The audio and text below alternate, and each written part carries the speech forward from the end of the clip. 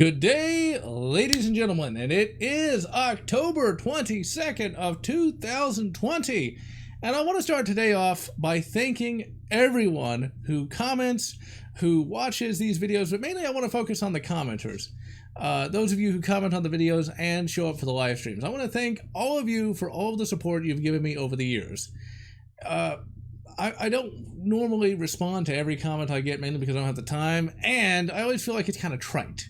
But today, I hope I don't sound trite, because I really truly want to thank everyone who comments positively, and pretty much all I ever get are positive comments. The only video that ever got negative comments was Metroid Fusion, and we'll get to that later. But I want to thank everyone who has commented throughout the years. I want to thank everyone who has supported the show with their positive comments. It really, I cannot stress enough how important that actually is.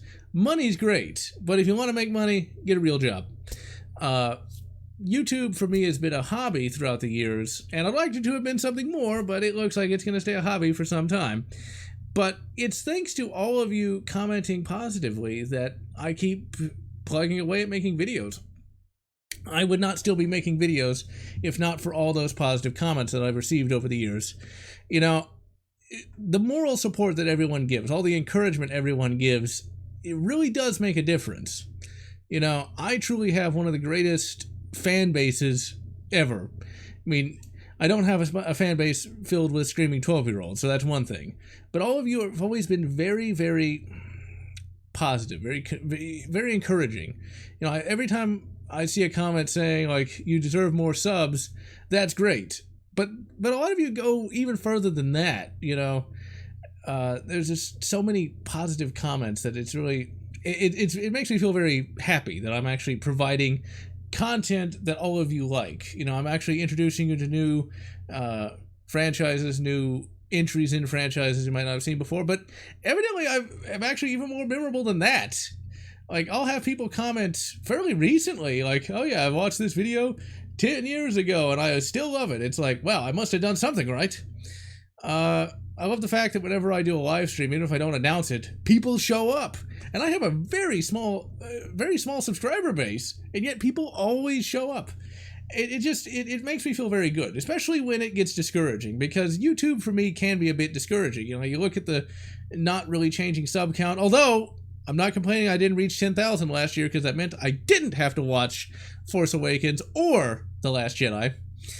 But you know, you don't really see the subscribers go up, you don't really see high view counts, and that can be discouraging. Like, I've wanted to quit, like, since I started in many respects, but I'll always get positive comments, and every time I get a positive comment, it's like, God damn it, alright, fine, I'll keep working on it, you know? And really, the comments mean more to me than any amount of money ever could. Because, once again, if you want money, get a job. So yeah. It's really encouraging to see all of that. And I've gotten a lot of really, really positive comments that have really, right in the feels, ladies and gentlemen, right in the feels. And YouTube for me has been a very enriching experience. Like, I've been introduced into things I never would have heard of before. And also, when days were at their darkest a number of years ago, it was YouTube that helped me keep going in some respects, you know? I've met most of my friends via the YouTube channel. They watched a video and wanted to talk further, and that was really, really cool. So for me, YouTube has always been an enriching experience for me personally. It may not have enriched me in terms of money, but, well, get a job. I think it's more important to be enriched personally than just to have a big bank account. Because there's a lot of people with big bank accounts that are really, really depressed or really, really miserable. And I would actually take being happy and perhaps not poor, but not rich, over being rich and miserable any day. Because money doesn't necessarily buy happiness. It buys the opportunity to be happy, but there's a lot of stuff that money literally cannot influence one way or the other. So yeah. And I just want to thank everyone from the bottom of my heart, from the top and bottom of my heart, for everything nice that all of you said. I mean, I really do appreciate it quite a bit. Now then, what about negative comments? Because that's what everybody, what about the negative ones? I very seldom get negative comments. And when I do, it's usually your typical troll trash that honestly I just ignore. I mean, you're not going to please everyone, and some people just want to be mean for the sake of being mean. So why let that affect you? Really, even when somebody is like saying something specific, I don't even really give a damn because they're randos to me. Now, if it's somebody I actually know saying something derogatory, that's when I'll be miserable. But when it's just some rando, it's like, who gives a fuck? You know, I think one of the funniest ones was, it was actually on the same video, two from the same video. One where they said the video was great, but just never show your face. And two, this guy doesn't have any friends. All he has are video games. And I had the perfect comeback to that. I don't do comebacks anymore because people are nuts today. And I don't want to get doxxed or hacked or anything. So I don't even bother even saying anything. But back then, I didn't mind. So I said, like, my friends are... like I have my good buddy Weiser and my partner Jimmy Bean, which is a reference to a song called "I Drink Alone" by George Thorogood and the something else. I forget the name of the band. George Thorogood was one of the names of the band. The guy who did "Bad to the Bone." That one. That's actually a pretty good song. So yeah, but really negative comments are actually. I very seldom get them. Even when I did videos for CGR and got a really wide exposure, people like the stuff. I would get the usual negative comments like, "Oh, his voice is terrible," but I just ignore that, you know, because that's just your typical troll stuff that doesn't really mean anything. So yeah, if anything, I kind of like constructive criticism. I like it when people can actually, in a intelligent and meaningful way, actually say, okay, this wasn't that good, that wasn't that good, can you try harder here? I don't mind that, because I like to be able to improve.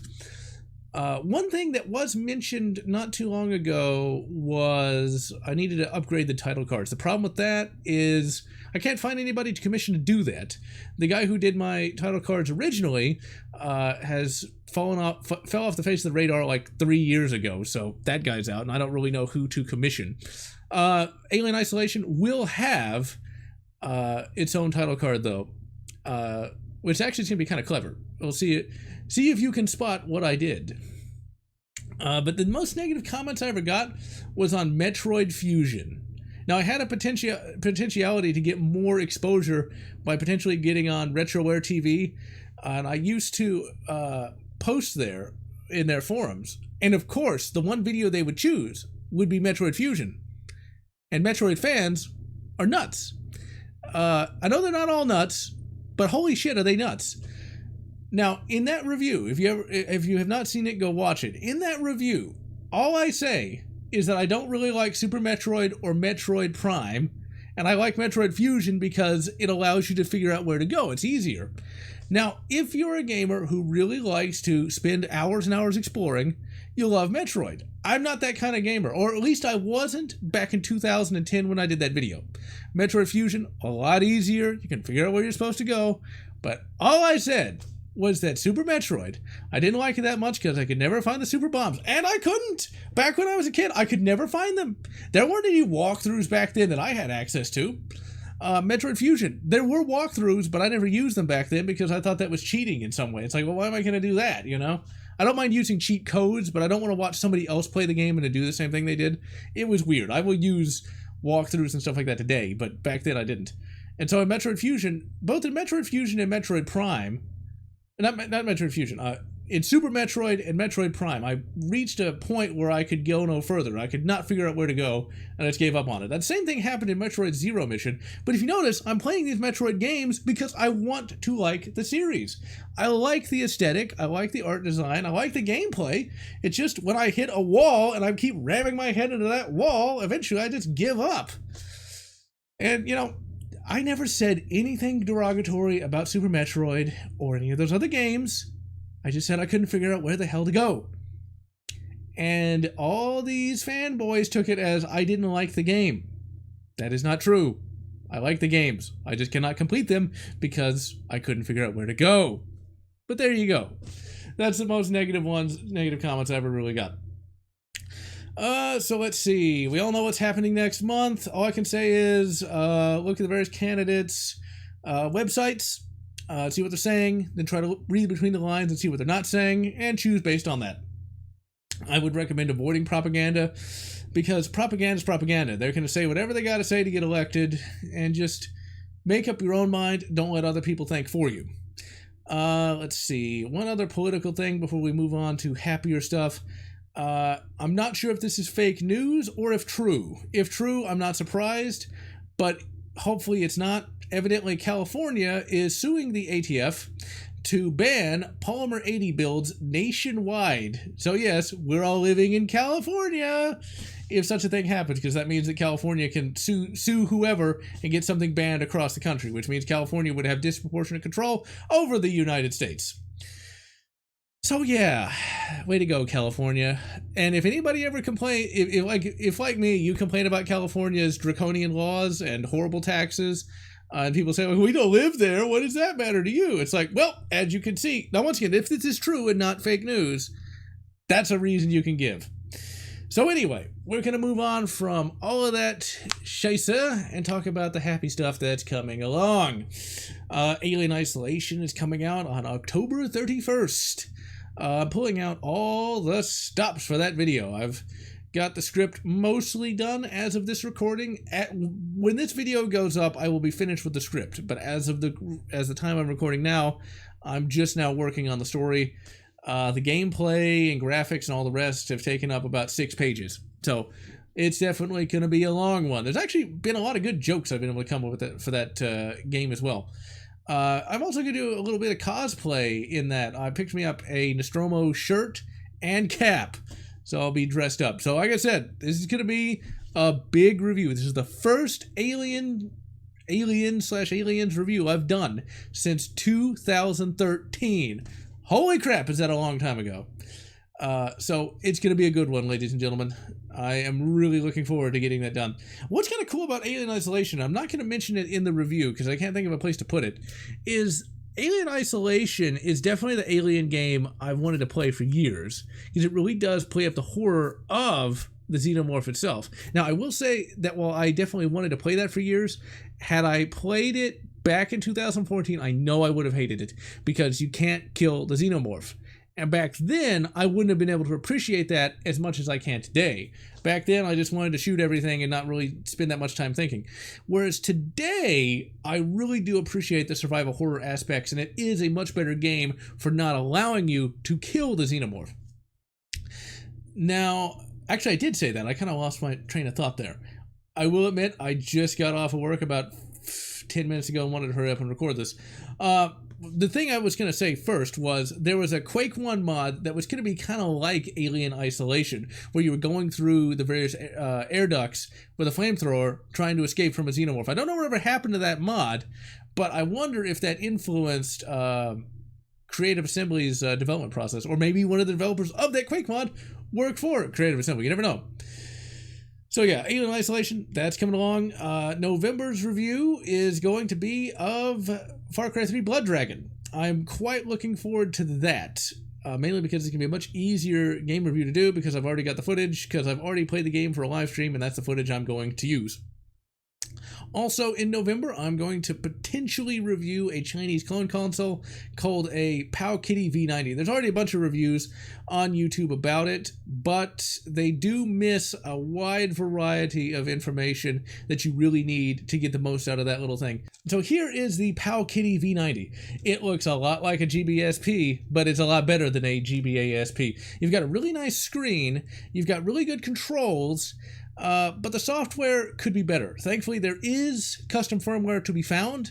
It's a matter of like 20 minutes to get the custom firmware working, and it's a great little handheld device. It can play PlayStation 1 games.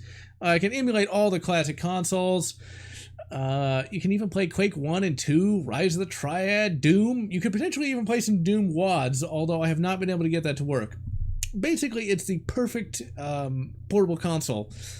Especially since portable consoles, for me, aren't something I really use. When I go somewhere, I usually just read on my phone. But the reason I bought this was because there have been instances, a very few instances, where I wanted something to do other than just read on my phone, and this is the perfect size for that. See, that's the thing about portable consoles. They've gotten a lot bigger over the... What's kind of funny is they started out big with the Game Boy, and they started shrinking, and then they got big again. The problem is, if they get too big, then you're not going to want to take them anywhere. You're just going to leave them at home. It's like, oh, I don't need it, and it never gets used.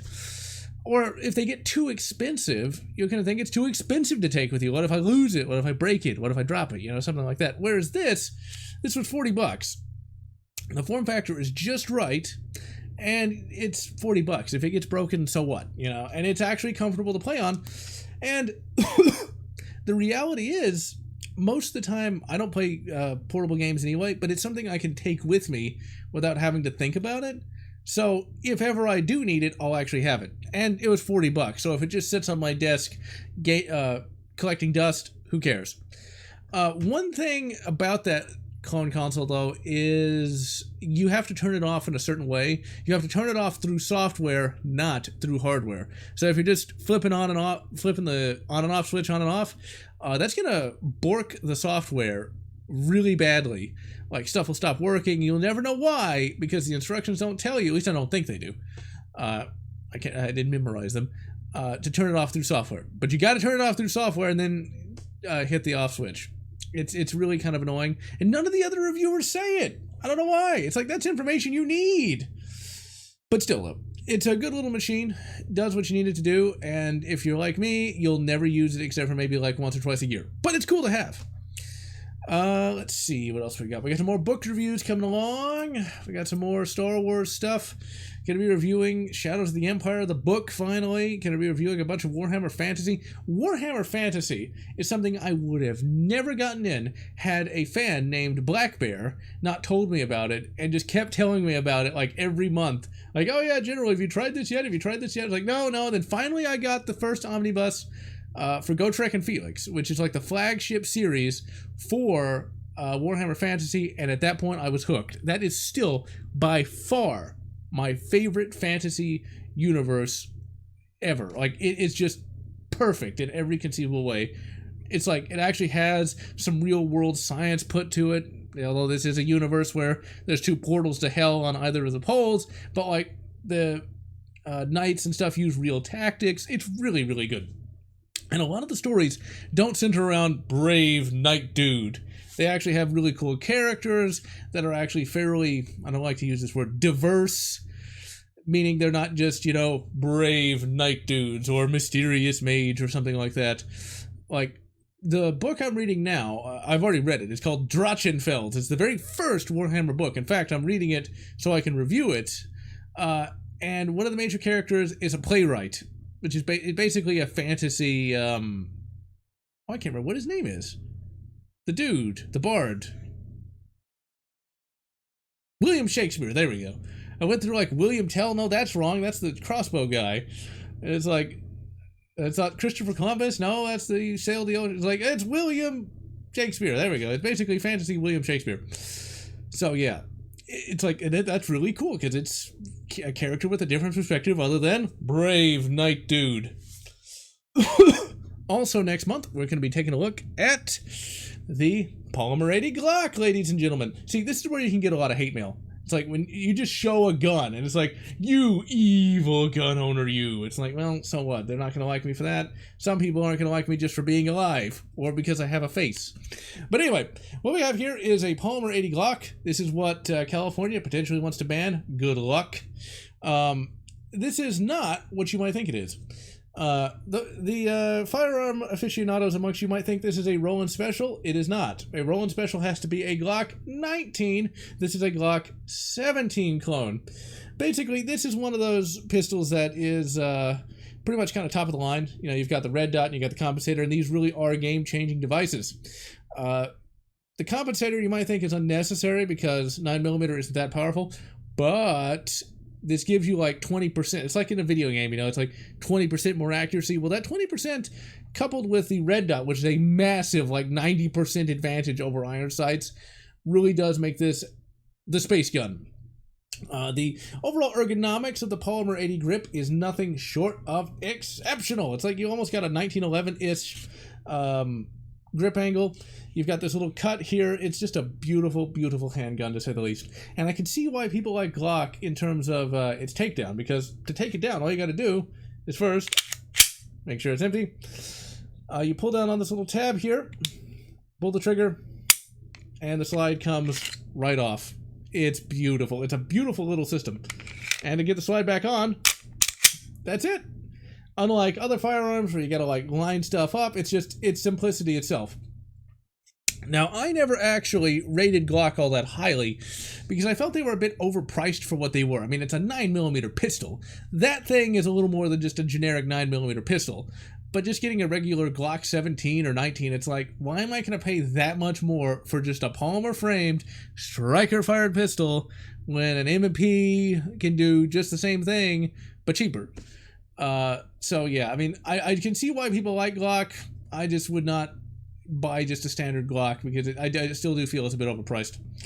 So you can have that as a first shots. Now, in 2021, assuming nothing bad happens, we're going to be taking a look at some actual full-fledged gun reviews, of which the Beretta 92 is going to be the very first of the lot. And then we're going to just work our way down through all the various firearms that I've shown over 2020 and 2019. They're going to go all out, with the history. There's going to be a lot of shooting. We're going to talk about longevity, all kinds of cool stuff like that. I'm not going to go on, say, as long as See an Arsenal, but I am going to go into more depth. And I'm also going to talk about practical usage for just the average gun owner. I'm not going to be talking about, like, it's the greatest thing ever. I'll be like, well, you got to do this, you got to do that, you got to avoid this, stuff like that. So let's see, what else we got? I got a lot of crap I wanted to talk about, but my brain is fried from endless work. But you know what? I do like the endless money, so that's always good. Halloween, ladies and gentlemen, is just around the corner. There we go. Just got to get back on the brain railroad track. The brain road track. And whilst on the brain road track, we got Halloween coming in. Halloween is a holiday that I've always loved. I always find it funny when people first meet me. They always seem to think I'm like some sort of Mr. Spock kind of guy. And I will admit that's sort of like the mask that I use when I talk to people I don't know, because I'm always nervous about looking like an idiot. But the reality is I'm nothing like a Spock kind of guy. Like I'm much more wild than I might otherwise appear. Now, wild in the sense that I'm a bit more open. Let's put it that way. The best way to put it is I'm not quite as boring as I might otherwise appear. Let's put it that way. And in that mindset, I've always been a big fan of Halloween. Back when I was a kid, back when the world was flat, I used to trick-or-treat all the time. Every year, I would trick-or-treat. And I always loved cosplaying as my favorite characters. I remember there are four of my favorite years. There we go. One year, I was Spoderman, and my costume looked oh so amazing. But here's the funny story about that Spoderman costume. It looked good enough that it got my mother out of a ticket. We actually got pulled over on the way to my grandparents' house, and the cop thought I looked cute as Spider-Man that we didn't get a ticket, which was awesome. And that was a damn good Spoderman costume, too. It was one of my favorites. The next year, I had the White Ranger costume. Now, for those of you who weren't alive in the 90s, the White Ranger, when he came out on Power Rangers, it was like the biggest deal ever. Like, the White Ranger was the shit, as they say. Like, he had the cool sword, he had the Tiger Zord, and the White Ranger mania has been parodied through media for years. I think they're still parodying it even to this day, but in the 90s they certainly did. Jingle All the Way parodies it with Turbo Man. I think Toy Story does it with Buzz Lightyear. I forget if Toy Story did that or not. I might be wrong about that, but the White Ranger was like the big deal. You couldn't get a White Ranger. I, of course, had one because my mother is, yeah. And I also had the White Ranger costume because, well, my grandparents are, yeah. They showed up at the costume shop at like 5 in the goddamn morning to get me the White Ranger costume. But goddamn it, did I have a White Ranger costume. And it was the cheapest thing ever. I think I still have that. Because, like, it was the little shield was just kind of, I want to say it's painted on, but it was just part of the spandex. The mask was cheap plastic, but man, was it awesome going around as the White Ranger. And then there was another costume, Darth Vader. That one was hard to find because me and my grandmother looked everywhere for that costume. Went like to I don't know how many different stores, then I finally got it. And it was like, once again, it was the cheapest thing ever, but like, you're Darth Vader. It's like, when you're a kid, it doesn't matter how cheap the costume looks. And I had Darth Vader's lightsaber, which I sadly don't have. The blade got shattered at some point in the last 25 years. But it was cool going as Darth Vader. And then, let's see. Actually, there's 5 costumes I really like. One of the other costumes was Robin. I forget what year that was. I remember being sad that I didn't have the 6-pack that the costume had. I was like, I'm fat. It's like, wow, really? It's like, it's a offensive, masculine icon, and it's evil, right? But it was fun going around as Robin. I also went as Batman as like my first ever costume, though. And one of my favorite cosplay memories from way back in the day was dressing. It wasn't even Halloween. I just did it one day. It was dressing up as Batman with that old Batman costume, putting on black cowboy boots because Texas, putting socks on my hands to be like bat gauntlets, and then riding around on my bicycle around the neighborhood. I would love to have that on film, but I still remember that 30 years in the not 30 years, but 25 years in the future. But the last time I ever dressed up for Halloween was when I was 11 years old. I mean, I was getting a bit too old for that even at 11. And my last ever costume was Sean Connery's James Bond. I had this little suit. It was actually my grandfather's suit. That's how big I got when I got my first growth spurt. I had this hat and everything. And I even had a little wooden Beretta 25. That I did not wave around because it looked a bit too realistic, but it was cool. Besides, he's supposed to be a spy. You're not supposed to see it. It was a lot of fun going around as James Bond as my last costume, but Halloween is one of my favorite holidays just because, you know, you get to dress up and have a lot of fun. The last ever Halloween thing I did was like 7 years ago, where I went to some, I think it was a dubstep club. It was some sort of offshoot of dubstep. Dressed up in my Star Trek costume, but I actually got some comments on that. No, some compliments on that, actually. People liked it. That was a lot of fun.